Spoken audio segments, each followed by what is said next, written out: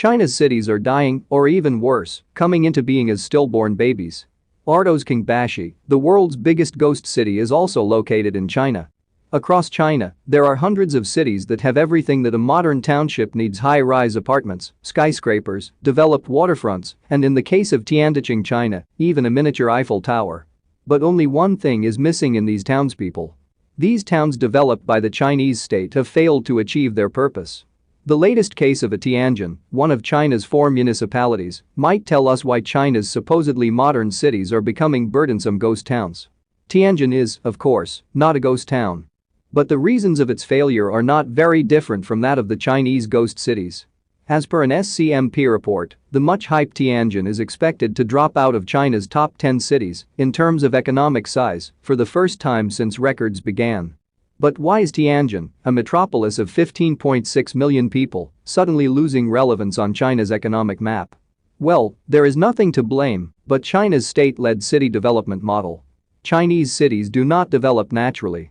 China intends to create and expand cities and then translocate up to 300 million citizens into these cities. An artificial city boom of sorts has been created. Photographer Kai Caemmerer told Business Insider, unlike in the US, where cities often begin as small developments and grow in accordance to the local industries, these new Chinese cities are built to the point of near completion before introducing people. Sounds like a brilliant plan?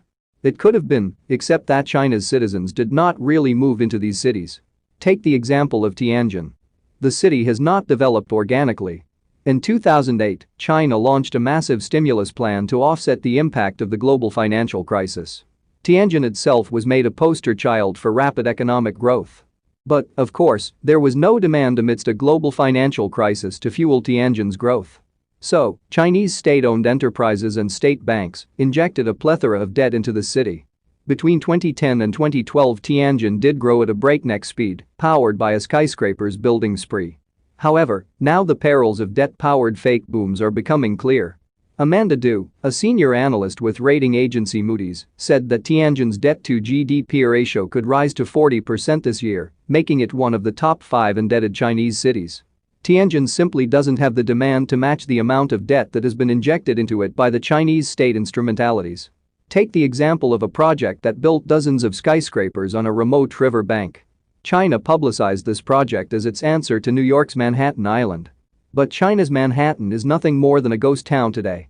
Tianjin is a designated free trade zone, but it hasn't been able to attract a lot of foreign direct investment (FDI), and most of its growth has been powered by the state-owned enterprises that have a very high debt component and a relatively low level of value addition.